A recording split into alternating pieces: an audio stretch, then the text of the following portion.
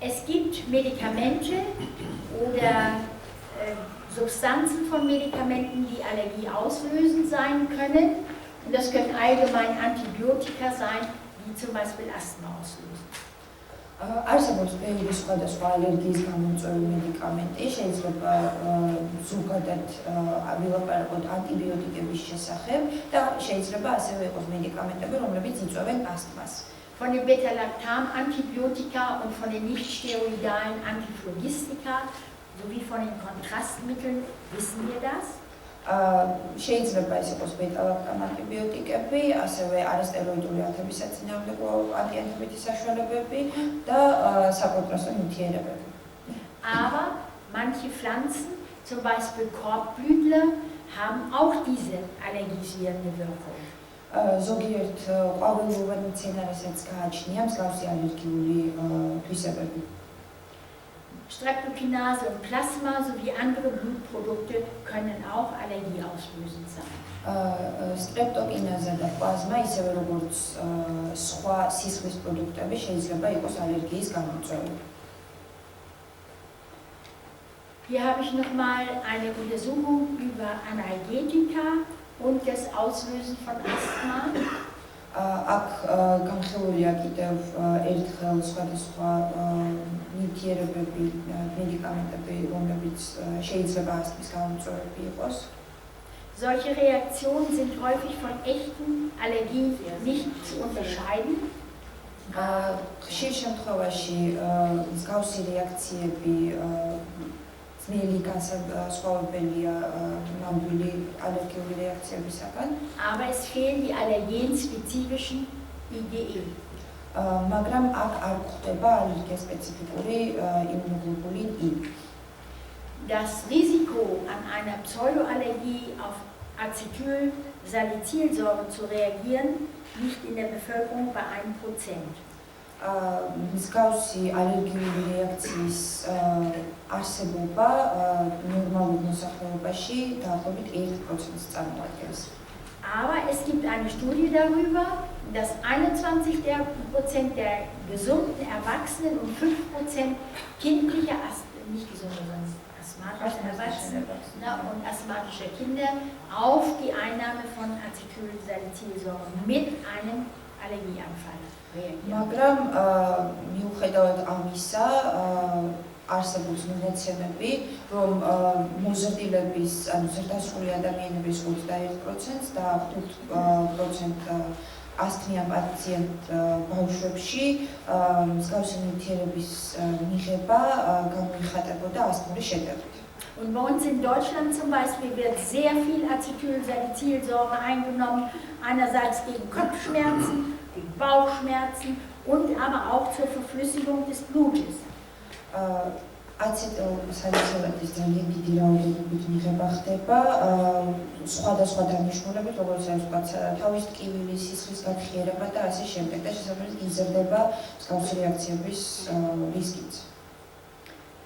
Dann kann man auch noch mal darüber nachdenken, was solche Schmerzmittel mit Embryonen in unserem Körper machen.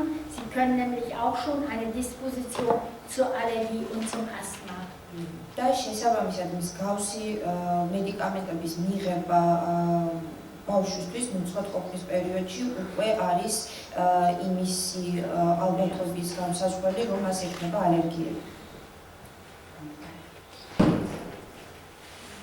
Reiztherapien sind eine wunderbare Möglichkeit der Behandlung bei solchen allergischen Reaktionen. ეგრეთ წოდებული გამაღიზიანებელი თერაპიები არის ძალიან კარგი გზა მსგავსი რეაქციების დროს. Und sie sind besonders wirkungsvoll, wenn schon eine Ausleitung, zum Beispiel ein Schnupfen, im Gange ist. და განსაკუთრებით ოპტიმალური და კარგია მათი შედეგები, როდესაც გამოყოფა უკვე დაწყებულია. Solche Reiztherapie ist zum Beispiel die Eigenbluttherapie. Man nimmt Eigenblut, homöopathisiert ist und kann es dann spritzen. ერთ-ერთი ესეთი თერაპიის სახე არის საკუთარი სისხლის გამოყენება, რომელიც ჰომეოპათიზირება ხდება შემდეგ და შემდეგ ინექცირება. Man kann das Gleiche mit Eigenurin machen, aber man könnte den Urin auch trinken. საკუთარ შავთანაც შესაძლოა მსგავსი რამის გაკეთება, მაგრამ შეიძლება მისი პირდაპირ დალებაც. Die Haut ist ein wunderbares Mittel zum Ausleiten, zum Reizen. Da kämen also Bürstenmassagen, Schwitzbäder, Reflexzonenbehandlung. კანი არის არაჩვეულებრივი ორგანო გამოსახულება, შესაბამისად მისი მთელი სხეულის დამუშავება, უფლიანობა და ასე შემდეგ, მას ზემოქმედება არის ძალიან ეფექტური. Natürlich kann man mit der Homöopathie viel machen, aber auch mit Nosoden oder auch mit Tautropfen, die sich auf Pflanzen ansammeln. შეგვიძლია სხვადასხვა ჰომეოპათიური საშუალებებით გავაკეთოთ სხვადასხვა ნოზოდებებით და წვეტებითაც. Dann zum Beispiel Kantarinpflaster oder eben Sanumtherapie.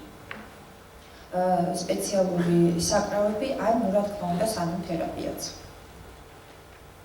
So, was tun wir als erstes? Wir versuchen, emotionale und energetische Blockaden zu lösen. უპირველეს ყოვლისა, ვცდილობთ მაქსიმალურად ენერგეტიკული ბლოკადების და სტრესების მოხსნას. Regulieren das Bauchhirn, indem wir natürlich die Ernährung beeinflussen. რა თქმა უნდა, ყურადღებას ვაქცევთ ძალიან დიდ კვებას. Dann gibt es die Sanum-Ausleitungskur, gestern haben wir sie schon einmal angesehen. შემდგომ მოდის სანუმის აღმდგენი კურსი, რომელზეც უკვე გუშინ ვილაპარაკეთ. Und eine Therapie gegen die allgemeine Übersäuerung. და თერაპია ზოგადი მჟავიანობის წინააღმდეგ. Die Diät nach Dr. Wertmann, das kennen Sie schon. Dr. Wertmanns mir შედგენილი დიეტა. Regulation der Zellatmung, das wäre mit Zytokel, aber auch mit Atemübungen zu machen. შემდგომ მჟავიანობის სუნთქვის მოწესრიგება, რომელიც ხდება ციტროკელის საშუალებით, მაგრამ შესაძლებელია სუნთქვითი ვარჯიშების ჩატარებაც. Ohne einen gesunden Darm können Sie einen Allergiker nicht gesund machen. და მოწესრიგებული ნაწლავების და ჯანსაღი ნაწლავების გარეშე შეუძლებელია ალერგიის მარჩენა.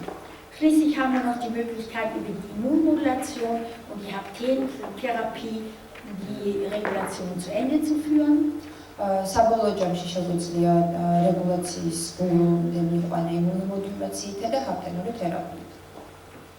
Die Ausleitungskur hier nochmal für diejenigen, die gestern